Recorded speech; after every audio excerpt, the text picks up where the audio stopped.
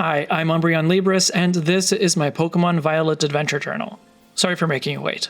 I spent a lot of time exploring in the north, going up and down Glaciado Mountain, exploring the northern coast, and I even made it back to Casa Royal Lake.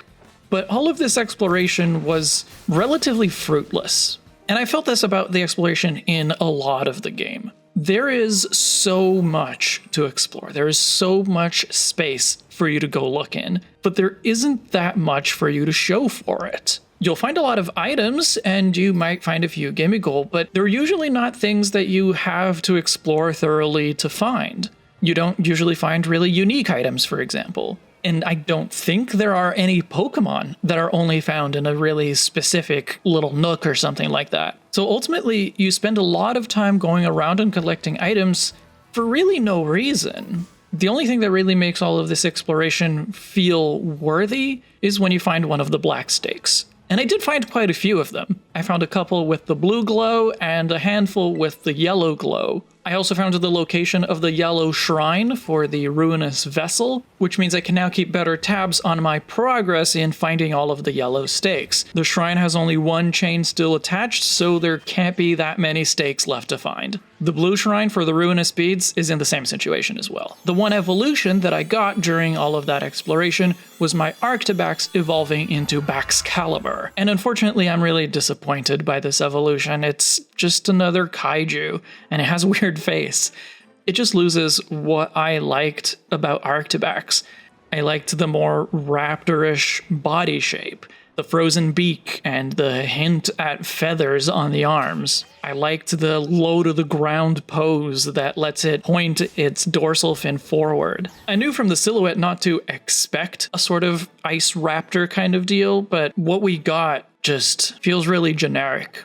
It just feels like a kaiju. Having the sword on its back is kind of cool, but it looks really awkward when it uses Glaive Rush. It doesn't look like the kind of creature that could backflip and attack with the sword on its back.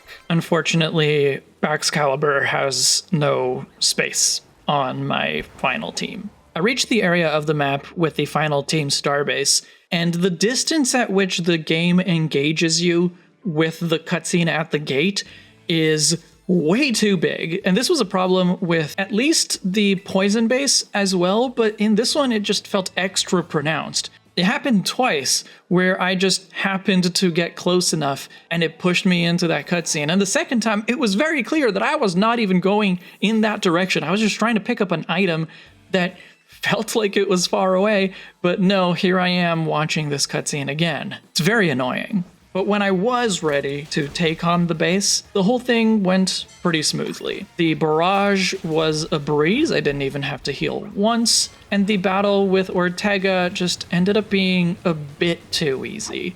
I had a small level advantage, and I had some super effective moves, and they were enough to get through without taking a single KO. It wasn't completely unchallenging, but I wish that I'd done this base before going to Aerie, because I know that the level of challenge would have been much more satisfying then. At least I would have had a lot fewer levels.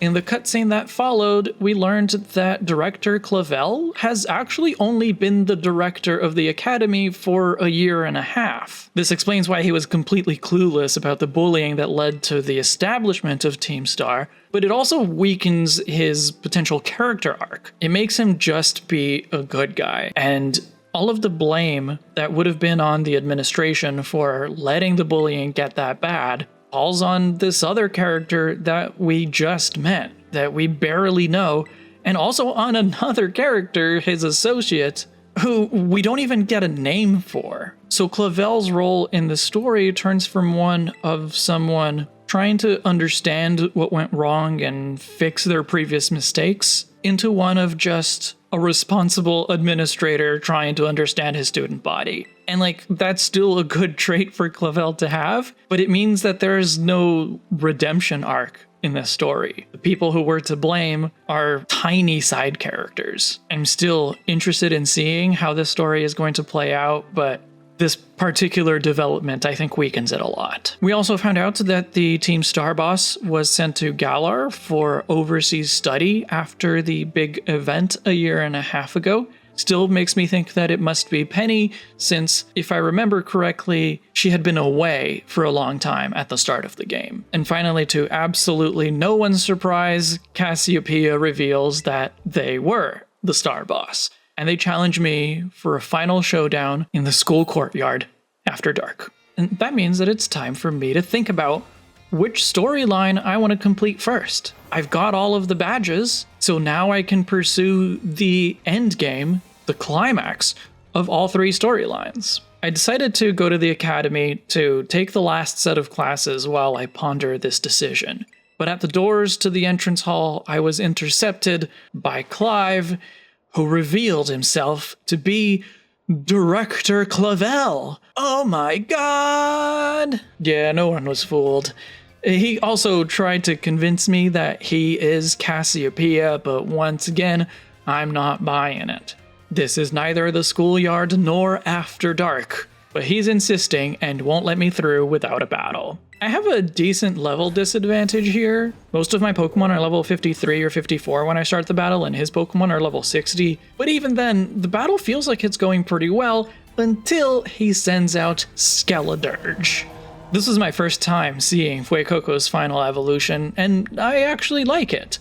The design has some weirdly straight lines that I think take away from the overall appeal of the design, but I do appreciate that it's a quadruped, and I think it's a ghost type. I haven't been able to confirm the type yet, but just judging by move effectiveness, I'm thinking ghost. And I think the white face with colored details plays into that. I think it's like a Day of the Dead kind of thing. Of course, that's not a Spanish thing, but it's not like that matters. Anyway, when Skeledirge terastallized and used Torch Song, it became unstoppable with those special attack boosts. I still had a few Pokemon left to try to take it down, but it tore through all of them. Funny enough, when I went back for the second attempt, the game made me go through the entire dialogue again, and it actually allowed me to make different dialogue choices and see the different lines that come up. It was nice to see that there was at least some variation. But knowing the Pokemon that I would be facing made it a lot easier the second time around, and I defeated Clavel handedly. I still took a couple of KOs, but they were more strategic than unexpected. And at the end, Ms. Time ringing out Clavel for having an illicit battle on school grounds was pretty funny. So now that I'm through him, and he admits that he is not, in fact, Cassiopeia, I can finally actually go to class. I've only finished the biology and math classes so far, but I was kind of surprised that the final exams actually required some thought. Not all of the questions were explicitly covered in class, and there was at least one question that I actually had no idea and had to take a guess on. So even though it's been feeling like most of the classes were way too basic for the stage of the game that I'm in, at least the final exams felt appropriate. And I did still get 5 out of 5 on both bio and math. I'll finish these tomorrow, and hopefully by the time I do, I'll have figured out what order I want to finish the stories in. Thanks for listening. I'll see you in the next chapter.